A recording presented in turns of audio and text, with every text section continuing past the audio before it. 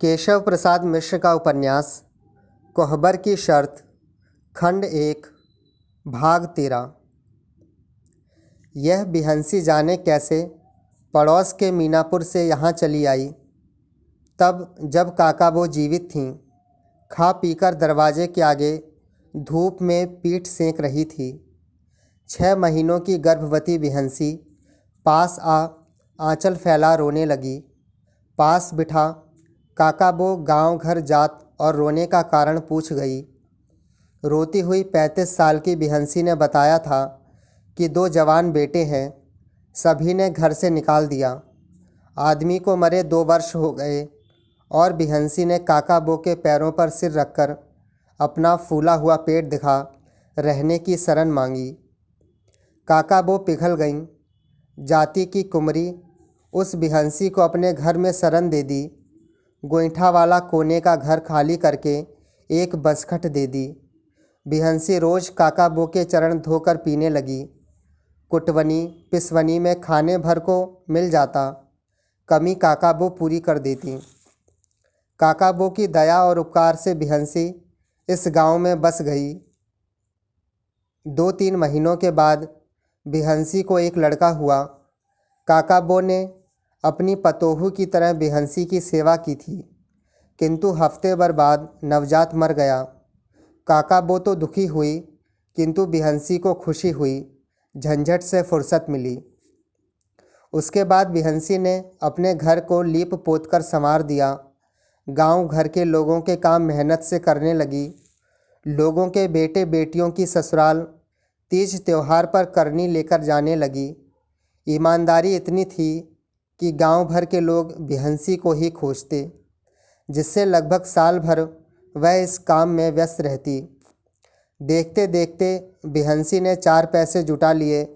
कपड़े लत्ते बर्तन इत्यादि से पूरी तरह वह बस गई। बिहंसी बलिहार की ही हो गई, काकाबो की चेरी। गांव में ब्याह शादी पड़ती तो बिहंसी तन मन से जुट जाती थी। भय से रहित बिहंसी काम पड़ने पर आधी रात को भी एक गांव से दूसरे गांव चली जाती। तब जांगन में जोर था। 10-12 बरस बाद देह थकने लगी थी। लड़के भी उसे बार बार बुलाने आए थे, लेकिन बिहंसी नहीं गई। बेटों से कह दिया, जहाँ की माटी ने दुख में शरण दी, वहाँ की माटी से उसकी अर्थी उठेगी। फिर भी बिहंसी शादी ब्याह के कामों में बड़ी रुचि लेती थी। लड़के की बारात जाने पर रात को रत जगह में वह विशेष काम करती थी।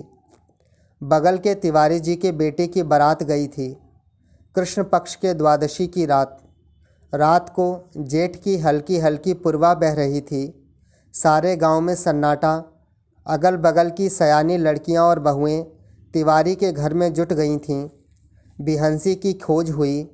बुलाहट आई तो बिहंसी ने कहा कि बिना गुंजा के वह नहीं जाएगी। लड़कियों ने गुंजा को ले जाने के लिए रूपा से मिन्नतें की। तब गुंजा के साथ बिहंसी डोमकच में पहुंची। फूल की थाली में पानी भरकर कठवत से ढक दिया गया और कठवत के पैंदे पर गोईठे की राख फैलाकर 2 लाठियां खड़ी कर दी गईं। ऊपर के सिरों को 2 लड़कियों ने पकड़ा।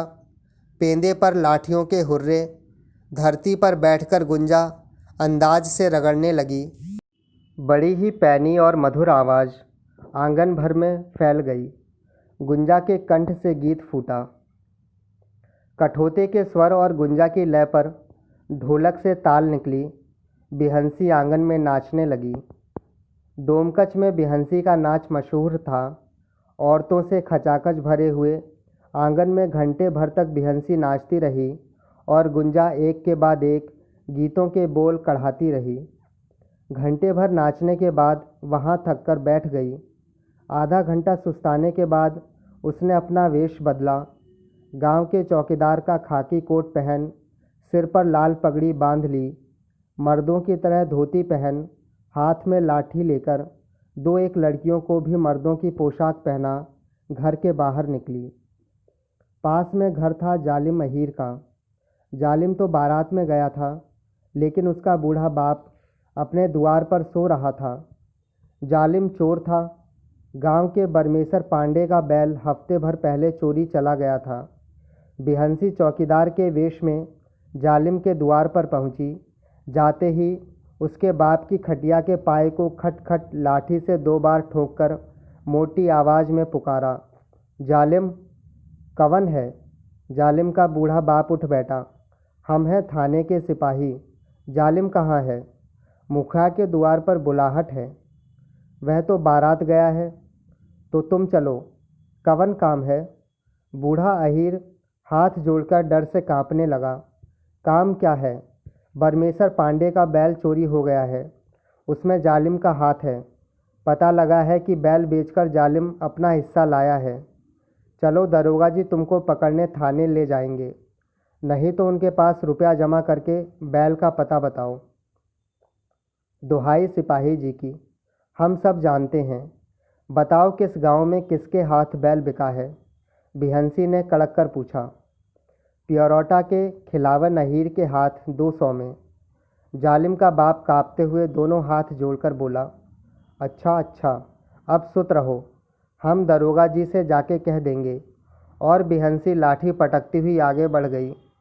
पास में छिपी हुई लड़कियां मुंह में कपड़ा ठूंसकर हंसती रहीं। घर पर थे सुमेसर मिसिर, बारात नहीं गए थे और बाहर द्वार पर सोते हुए खर खर नाक बजा रहे थे। पहुंचकर उनकी बसखट पर बिहंसी ने खट खट 2 बार लाठी पटककर आवाज़ लगाई, सुमेसर मिसिर।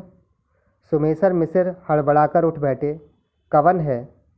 चलो मुखिया के द्वार पर, थाने से दरोगा जी आए हैं, बुलाहट है, हम थाने के सिपाही हैं। सुमेसर मिसिर को रात में कुछ कम दिखाई पड़ता था। घूरकर ताकने की कोशिश करते हुए घबराई आवाज़ में बोले, कवन काम है। काम क्या है। गांव भर से दरख्वास्त पड़ी है कि 5 बिघवा की सारी आमदनी खा गए और हिसाब की बही भी नहीं दिखाते हो। सुमेसर मिसिर की बाई गुम गई। चुप हो सोचने लगे तो बिहंसी फिर टोका, चलते हो कि नहीं। कहाँ चलें। बही मिल गई है। मिल गई तो लेके चलो दरोगा के पास, नहीं तो हमको दे दो। हाँ अभी ले आता हूँ। सुमेसर मिसिर ने बाहर बरामदे में पड़ा बड़ा सा 4 पहिए वाला लकड़ी का संदूक खोलकर बही निकाली और बिहंसी के हाथ में रख दी। बही लेकर बिहंसी मोटी आवाज़ में कड़क कर बोली, अच्छा अब तुम सुत रहो। पीछे खड़ी लड़कियों का बुरा हाल था। आंचल में मुंह तोप तोप कर हंसी रोके हुई थीं। बही पाकर बिहंसी गली में घुसकर 9-2-11 हो गई। लड़कियों को घर पहुंचाकर उसी समय बरमेसर पांडे के घर पहुंची। घर के लोगों को जगाया। आधी रात चौकीदार को देख लोग घबरा गए, किंतु बिहंसी ने पगड़ी उतारी। जालिम के बाप द्वारा जाना हुआ बैल की चोरी का भेद उन लोगों को बता दिया। रातों रात बरमेसर पांडे के घर के 2 आदमी पियरोटा को निकले। एक आदमी थाने गया, बैल पकड़ा गया। बाद में जालिम बारात में ही पकड़ लिया गया। गांव में सनसनी की तरह बात फैली। संग में सुमेसर मिसिर द्वारा बही दे दिए जाने की घटना पर लोगों को विश्वास नहीं हुआ, लेकिन हिसाब लगाने पर पता चला कि 1000 रुपये सुमेसर मिसिर खा गए थे।